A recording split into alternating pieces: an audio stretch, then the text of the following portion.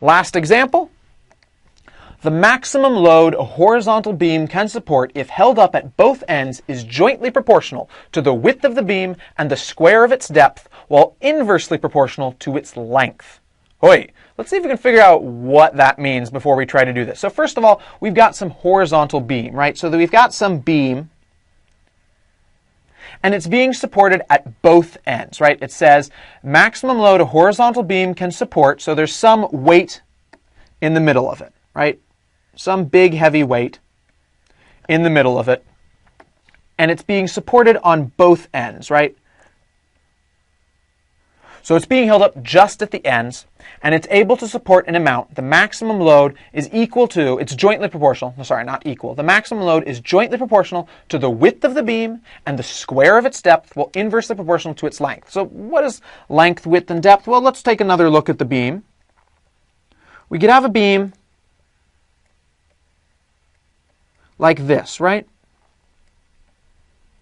So its depth is how far down it goes. Here is D, the depth. We could also talk about what its width is. Its width is going to be, sorry, that was just me trying to make an arrow pointing at the W, but it wound up looking like a W as well. So width, jointly proportional to the width, and then finally the length of it there. Now, this makes sense. It would make sense that it's going to be inversely proportional, right? The farther out the beam gets, if we've got a beam like this, that's the exact same thickness and depth and everything, and we support it at the two ends, it makes more sense that it's going to be easier to snap it in the middle. The farther and farther we stretch it out on the sides, the easier it is going to be to snap it in the middle. On the other hand, if it's all the same thing, and it's a very short thing, and it's very stout, it's going to be able to support a lot more load if it's supported very, very closely like this.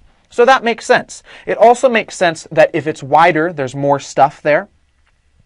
That if there's wider, it's going to be able to support more, and its depth, it's going to be able to support more. Now, it turns out that it's not just the depth, but the square of the depth.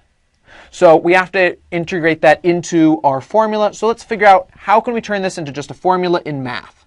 The maximum load is equal to, first thing we have to do, we have to put in that proportionality constant, K.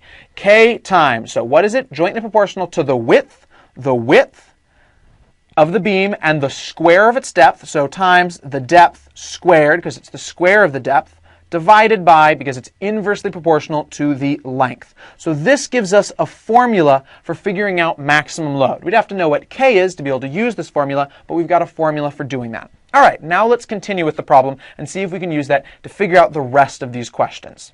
Okay, so now that we've got our max load formula here, if a given beam can support a maximum load of 750 kilograms, how much could it support if its length is tripled, or its width is doubled, or its length is doubled, its width is halved, and its depth is tripled?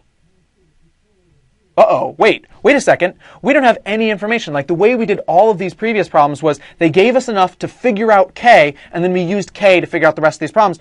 We don't have any specific numbers to work with, so what are we going to do? Well, the first thing we need to do is not freak out, right? We've got this problem, so there's a good chance that we can solve it. So let's just try the things that we normally try with word problems. Let's try to just name things that we aren't sure of at least. We don't have a specific number for the length that it is. A given beam must have a length, it must have a width, and it must have a depth at first, right?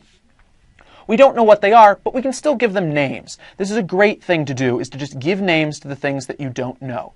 So let's say right from the beginning, we'll name that its width, its initial width, Wi, its initial depth, Di, and its initial length, Li. So these all wind up being the initial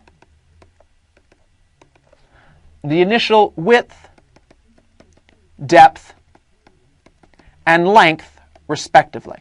Now, what do we know when we use the initial width, depth, and length, respectively? We know that 750, the maximum load, is equal to K, we don't know what K is, times Wi times Di squared over Li. Well, wait, we still can't figure out what K is. So what are we going to do? Once again, don't sweat it yet. Let's actually try some of these out. So first one, if its length is tripled. So if its length is tripled, we are going to have a different thing than Li but it's going to be connected to Li, right? If we triple the length of Li, it's going to be 3 Li, so it's going to be 3 times Li. So what is it going to be if we've got K times W times Di, whoops, not W, but Di, Wi, over Li, 3 Li?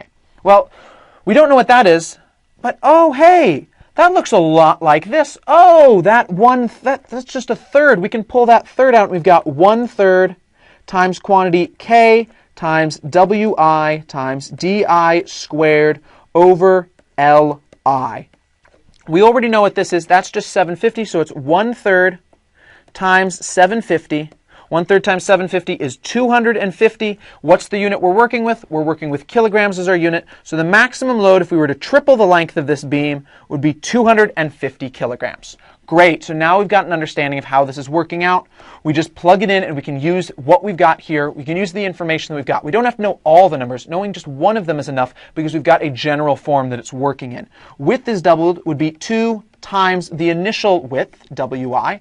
So that would be K times 2 Wi times Di squared over Li. So we pull that 2 out. We've got 2 times quantity K times Wi times Di squared over Li. We plug in what we know that all is. That's 750. So it's 2 times 750, or 1,500 kilograms would be the maximum. Great. On to the last one. Ooh, this is a lot of things, right? Length is doubled. Length is doubled would mean 2 Li. Width is halved would mean half Wi. And depth tripled would mean 3 Di. Okay, so how does this come out? We've got K times Wi. Our new Wi is 1/2. Sorry, K times W. What are we using? We're using 1/2 Wi times D. What's our new D? It's 3 Di, and this is important. So remember, we're not plugging in for just 3 Di squared. We're plugging in all of this. It's what all the new depth is. And the new depth is 3 Di, so it goes in parentheses, 3 Di squared, so that 3 is going to get squared as well, divided by 2 Li. So K times 1/2, let's pull the 1/2 down, and so we'll get Wi up here, but it'll be divided by 4 Li. Times 9 Di squared. So we can pull out the coefficients and we'll get 9/4 K times Wi times Di squared over Li. We know what that guy is. That guy's 750. So 9/4 times 750. Plug that into a calculator and we get 1,687.5 kilograms. And there we are. One thing I'd like to point out is notice that depth by far matters the most because it's depth squared. So you can get a lot more load by just having a larger depth, right? You have to increase width a lot more than increasing depth because depth gets squared. This is why if you've ever worked in roofing or anything where you see a beam supporting a long horizontal length, if you get the chance to look up inside of an attic or inside of a roof what's actually holding up the structures, you'll notice that the beams aren't flat like this. They're supported like this so that they can have the most depth because it's the depth squared that makes the strength. So they're always supported on a long, deep kind of axis because that gives them the most strength. So if you've done construction, you've actually seen this before. You've seen something where you're like, oh, what you're seeing there is mathematics in effect in the real world. Pretty cool. All right, hope variation makes sense, and we'll get started on the next section in the next lesson. All right, see you at Educator.com later. Bye.